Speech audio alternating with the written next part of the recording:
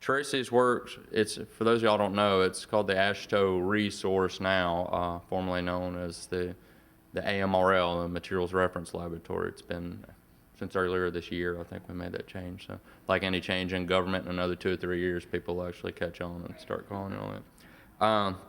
She's worked there for over 26 years and is currently in the position of quality manager, but she's also worked as a laboratory assessor, quality analyst, and a program supervisor, has a bachelor's degree in geology from the University of Pittsburgh, and holds 2 American Society for Quality certifications, one being she's a certified quality auditor and a certified calibration technician. That's a mouthful. Tracy and her husband also own or operate 2 small businesses in Maryland, an outdoor power tool dealership and a bicycle shop. So Tracy's going to talk about just the overall making the most of your quality management system. Y'all, welcome Tracy here.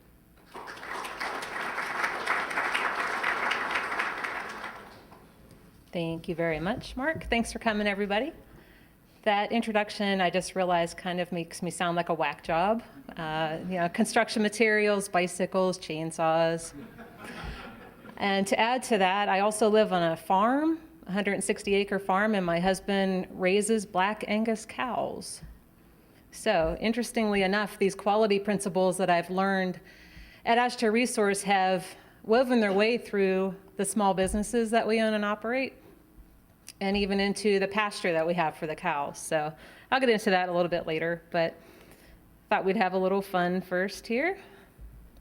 All right, so today we're going to talk a little bit about some definitions, what a quality policy is and what it means, key components to a quality management system, the many benefits associated with developing and implementing an effective quality management system, ways to measure quality, and the corrective action and root cause analysis process. But perhaps most importantly, we'll talk about improvement. We've heard a lot about that all week. Improvement, raising the bar, very important in the pavement preservation industry, and really in any industry. You want to always think about ways to improve what you're doing.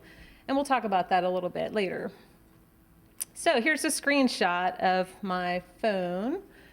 And we're going to have a little interactive exercise. If everyone could get your cell phones out. I know normally people tell you to put them away at these presentations, but if you get your phone out, we're going to do an interactive poll. I hope it works. I've been stressing about it all week, wondering if this is actually going to work. I'm going to ask you a question. You're going to send your answer to, in your address bar, 22333. That's going to be 2 2s and 3 3s. And in the body of your text message, you want to write AASHTO, all capital letters, AASHTO, and a space, and then you're going to put your answer. Don't put I love mom. That was just an example. So Mark should have had a spoiler alert when you started this session, because you said that one of your trivia questions was, what is quality? That's my question for you. So if you could text to 22333 what you think quality is, and hopefully this will work. Is it not going to work? It's not working. Oh. Okay, so that's not going to work. We thought it would, because we just needed internet connection, but well, from what you were texting, hopefully you'll determine that quality is a subjective term. It means different things to different people. And Mark had mentioned, try to define quality without putting the word good in the definition. But actually, quality can mean how good or actually how bad something is. It's not necessarily good, because you could say a poor quality product. That's actually how bad something is. My favorite definition is degree of excellence. I think that encapsulates the idea of quality. And in the pavement preservation industry, these 2 definitions probably relate best to this industry from these quality gurus, Joseph Juran, fitness for use, and Philip Crosby, conformance to requirements. So just some brief definitions there. And I'm here to speak about quality management systems, and the textbook definition of that with the American Society for Quality, ASQ, is up here on the screen. A formalized system that documents the structure, responsibilities, and procedures required to achieve effective quality management. So structure, responsibilities, and procedures are underlined. Those are, of course, very important to developing a quality management system. The structure of your documentation, who is responsible for doing what in each of those procedures that you have, and of course the procedures. But you could do all of that and not actually have an effective quality management system. If your system isn't effective, it's kind of a pointless exercise. So we'll get into determining whether or not your system is effective a little bit later. And just the layman's definition for QMS is a systematic way of doing business. How things interrelate, how one thing leads to the other. It's like baking a batch of cookies, step 1 through step 10, how much you need of each ingredient, and who's involved in each key process. So that's supposed to be a spine. It kind of looks like a lobster. But think of a quality policy as the backbone to your quality management system. Many of you probably already have a quality policy in place. We do, of course, at AASHTO Resource. Your quality policy should define what quality means to you and your organization. How will you achieve quality? That should be defined in your quality policy. The quality policy is also the best way to measure and track expected results. So that being said, you want to have measurable objectives in your quality policy so that you can track results. You can see how you did last year versus how you do for the coming year, look for any trends that you might have. And if you just have a quality policy that's kind of generic and it just says, well, we want to provide good customer service. What does good mean? That's very subjective. That means different things to different people. Or maybe you want to be the best you can be. That's fantastic, but how do you measure that? How do you measure being the best you can be? And I'll, again, explain that a little bit later in the presentation. Your key processes should always align with your quality policy. So keep that in mind when you're developing quality management system. Align everything to whatever it is you're stating in your policy, and you're well on your way to an effective QMS. So at AASHTO Resource, our quality policy is an acronym, and it's PACT. It's very easy to remember. We make a pact with our customers to ensure that all of our products and services are professional, accurate, competent, and timely. We live and breathe this acronym. Now, it may seem like I just contradicted myself because earlier I said you don't want to have generic terms in your quality policy. These, of course, are very generic. If that was our policy and that's it, we wouldn't really be able to determine whether or not we're meeting goals. We actually have specific goals underneath each of these main categories at AASHTO Resource. We have 16 of them, as a matter of fact. 16 different ways that we can measure whether or not we're providing services that are professional, accurate, competent, and timely. So there are 3 components to effective quality management system. It's pretty easy stuff. Say what you do. That's your documentation. Make sure you document your key procedures, policies, and that's typically done in the form of a quality manual. So I have a little story about the bicycle shop to share with you. My husband decided that we should buy a bicycle shop last fall. I thought he was crazy. And we don't know anything about bicycles. We had another business already, so we knew how to run a business, but didn't know anything about bicycles. We're getting the shop ready to open in April of this year. I'm freaking out. We're keeping the employees from before, but the previous owner had left. Totally freaking out, thinking I probably should be going to divorce court right now because this is so stressing me out so much. I pulled open a drawer in the office, and I found this. And this is it. Employee Handbook and Operating Procedures.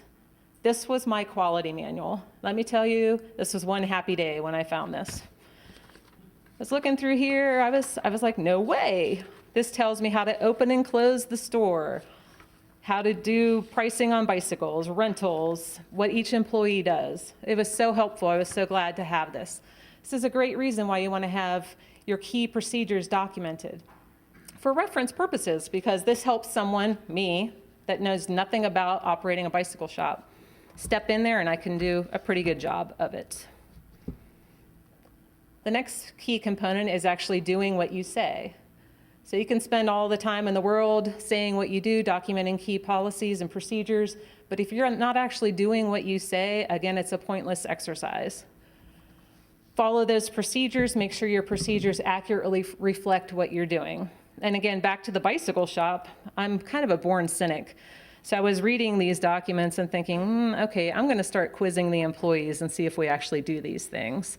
And I was watching them in action when we opened in April. And sure enough, pretty much everything they did aligned to this. So we were doing what we say, which was great. And then prove it. That's the third key component. I am not afraid to admit that Judge Judy is my idol. She is probably going to be my write-in candidate for the November election. I love her. One of her key phrases is, if you don't have records, it didn't happen, right? So you want to maintain records of those activities, equipment calibration, technician certification, test records, whatever it might be. Very important to maintain records. That's your evidence that an activity actually occurred. You want to make your QMS work for you, not for someone else. Think about what is important to you related to quality, again, your key processes. You want to document those. You also want to focus on infrequently used as well as complex processes. We have many of these at AASHTO Resource. One of the complex processes that we have is the training procedure that we have for new assessors. It takes about 4 to 6 months for us to train a new assessor, and many people are involved in that process, and also many records are generated. And it's just very intricate procedure, and it's actually something that we don't do frequently, so it kind of aligns to both of these bullet points here. So we took the time to make sure that we adequately documented everything, so we're not reinventing the wheel. And every time that we train someone, it's consistent. We have this reference document, and it's been very helpful for that reason. Also, you probably are among many employees at your organization where maybe you're the only person that does a specific process at your organization. Same for me. I'm the quality manager. I don't have a staff. I'm a staff of one, a team of one. I'm the one doing all the internal audits. I'm the one that's collecting customer feedback, coordinating management reviews, things like that. So I want to make sure that my processes are adequately documented as well, because let's face it, we're not going to be in our positions forever. We may get hit by the proverbial bus. I don't know. You want to have things set up nicely so that when someone moves into your position, they can get a good sense of what's going on. That being said, you want to avoid over-documenting, or nobody is going to use your quality manual. I've seen this happen many a time when I'm out doing laboratory assessments. People have 10,000 pages of documents in their QMS. It has a big thick coating of dust on it. They get this binder out from some library. I mean, clearly nobody's using that. So avoid over-documenting. Just focus on your key processes, and that'll help you ensure that your system is effective. So not only focusing on what's important to you, but of course there are requirements that your organizations have to meet, I'm sure. Many requirements out there, ISO, AASHTO, ASTM, related to quality management systems, things that you're required to do, for instance, maybe internal audits. State, county, city specifiers, accrediting bodies like AASHTO Resource, we may ask you to actually do specific things related to your QMS. So you want to make sure that you're meeting those requirements as well. Getting buy-in from the people that are actually involved in your key processes is very important. That way you know that you're not missing any steps when you're documenting things. You know, don't just have one person like the quality manager. I can't just sit at a desk and try to figure out what everyone else does. I mean, I have a good working knowledge of what most people do at AASHTO Resource, but I actually go to the people directly involved in these processes and work with them and make sure that we have everything documented adequately. So of course, things can go wrong in the QMS world. Maybe your information doesn't exist at all. It's not complete, it's not accurate, or it's not current. Again, you want to keep things current, up to date, making sure you're accurately reflecting what you're doing today. Many benefits associated with developing an effective quality management system, one of which is increased efficiency. Time is money, right? You have to spend a good amount of time initially developing a QMS and documenting things appropriately.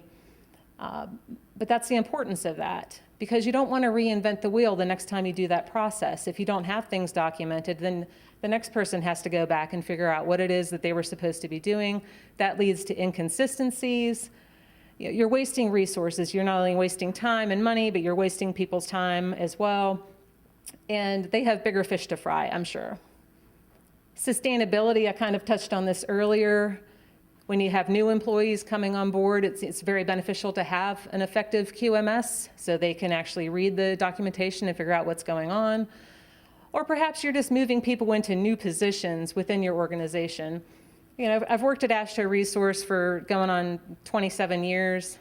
I started when I was 3. And maybe I'm moving into, hypothetically, a purchasing department, and I've never worked in the purchasing department. So even though I know what's going on with our main programs, if you move me over to purchasing, I would have no clue unless things were adequately documented. Even more benefits, improved consistency in the work by developing clear guidelines, takes the guesswork out of what you're doing, and again, focusing on those infrequently used processes. You can actually boost employee morale by having an effective QMS. And everybody's looking at me quizzically like, what are you talking about?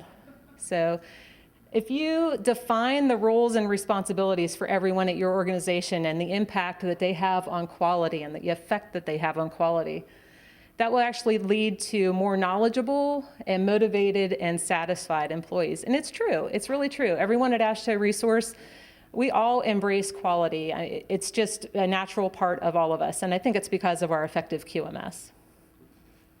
Still more benefits. Improved customer satisfaction, that's a good one, right? If you improve your efficiency and the consistency in the work that you're doing, that will hopefully lead to satisfied customers. Process improvement, I've heard a lot about that this week as well, focusing on continual improvement, always sharpening that saw. How can we do things better? An effective QMS would actually have built-in systems to help you do this, such as an internal audit and the corrective action, preventive action processes, root cause analysis. I'll get into those in just a little while. So over the years at AASHTO Resource, and again, I started in 1990, and back then we didn't have a quality manual. And I'm thinking about the training program. We didn't really have much of a training program back then, sorry to say. We were kind of flying by the seats of our pants, pretty much. There was a lot of miscommunication, inconsistencies in the training. We were wasting time, resources. It was just a hot mess. And over the years, we spent a lot of time improving our documentation. Our time management is much better. We have defined rules, and we've taken a lot of the guesswork out of what we're doing. And I'm not saying that what we have is perfect, but it's significantly improved over what we had 26 years ago. You want to make your QMS count. You want it to be of value. If it's too vague, that's not going to be of value. If you tell someone, here's a piece of paper, it says calibrate the compression machine. What does that mean? That's not helping anyone at all. You need some more information in there. Cross-check your procedures. And you can actually do this when someone's actually performing a specific process. You can stand there with your printed out quality management system document, compare it to what that person is actually doing, and then tweak it accordingly. Oh, okay, you're doing all these steps and we didn't actually have that in the QMS procedure, so let's go ahead and improve that. But at the same time, if you're seeing a bad process being done, don't document a bad process, improve it. Focus on improvement all the time. Can an outsider follow your documentation? Outsiders being those terrible people from AASHTO Resource that may come into your laboratory and perform assessments. They should be able to pick up your documentation, for instance, like how you conduct an internal audit. They should be able to look at that, figure out what you're doing there, and it's helpful all the way around. So I thought this was kind of a timely picture here with our friend Gene Wilder. Keep in mind that a QMS is a living system. Keep it current. Things change. Things change on a daily basis where I work. I don't know if that's the same for everyone in this room, but it's very difficult to keep up with all the changes. Every time We go to review a QMS document. It's kind of like, oh, okay, well, we changed that last week. We changed that last month. We've got to keep up with this. So we're constantly reviewing our processes. The way I do it is I actually print out a hard copy of the procedures. We have probably 300 of them in our QMS, and I circulate them to the people that are actively involved in that particular process. And they just do hand amendments on those things to me, and they, or they send me a Word document where they've changed everything in it to accurately reflect what we're doing today. So that's been very helpful. Of course, you want to maintain any records that you're required to maintain as evidence that you've done things. Tweak those goals. So if you're always meeting a specific goal that you have set up, and this has been the case for 10 or 15 years, why not raise the bar a little bit? Obviously, your goal is too easy to reach, or think about implementing new goals that you never thought about before. So there are lots of ways to measure quality. And I had mentioned, the measurable goals and the 16 of those that we have in PACT. We're actually talking about adding 2 more measurable goals to our quality policy. One way is to ask your customers. We actively solicit feedback from our customers, and not only do we solicit it, but we actually listen to what they're saying, and we consider each and every comment that we receive from customers. I can't tell you how many times I've gotten back to a customer thanking them for letting me know what they thought about our programs and services, and they'll say, wow, I didn't know anyone actually read these things. I can't believe that you're actually contacting me, because that happens a lot when I fill out surveys. I may be complaining about a restaurant or something, and I never hear back from them again, but we try our very best to get back to the customers. So this is a specific measurable quality objective from our PACT statement that is measured by customer feedback. And this would fall under the professional, the P in PACT. So we ask our customers on a scale of 1 to 10 how they felt about the laboratory assessors that we're sending into the field. And it's very easy to measure that. It's an electronic form, and I can run the data very quickly into a graph. It's very easy. Another way to measure quality is by performing audits. Internal audits, this is a great way for you to find problems before someone else does, like those people from AASHTO Resource or anyone else that you're having assessments by. This is an exercise in implementation. Have you implemented, are you doing what you say you're doing? And that's what an internal audit does for you. And not only that, but how can you do it better? Find improvement opportunities while you're doing the internal audit.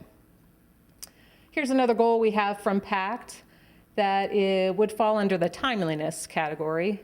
This is with our proficiency sample program. We want to provide 100% of our reports within 15 days of the closing date. I can get to that information like this, super easy. We measure and track that specific goal. Your management team can help you measure quality. There's an exercise called a management review. We actually have one of these coming up on Monday for our accreditation program. It's basically a meeting where we sit down for about 3 hours and talk about where we were last year overall, the big picture, and where we're going in the future. So this is very helpful. At this time in the management review, we determine whether or not we've met all of those goals in PACT. So we go through all 16 of those goals, making sure those goals were met. And this helps us, this is an exercise in determining whether or not our QMS is actually effective. The internal audit was, are we doing what we say we're doing? The management review is it actually effective? And if it's not effective, then maybe it's time for a change. And then we would sit down as a management group and talk about what can we change that maybe will help us achieve our goals. So I love this picture. Things can and do go wrong. And the corrective action process is very important as far as an effective quality management system is concerned. You want to investigate problems. You don't want to just blame things on people, even though it's very easy to do. We do it. We blame everything on Casey most of the time when things go wrong. You don't want to just put a Band-Aid on something, although an immediate fix may be necessary. Now here in this picture I'm seeing they put up some safety cones. Guess that's their Band-Aid on this particular problem, I don't know. But the root cause analysis, this is the investigation that you determine what was the true cause of that specific issue. That's a root cause analysis investigation. So there are lots of ways that you can do a root cause analysis. We use the 5 whys determination at AASHTO Resource, and there are other ways, though. You can use a fishbone diagram, you can use Pareto charts, lots of different ways.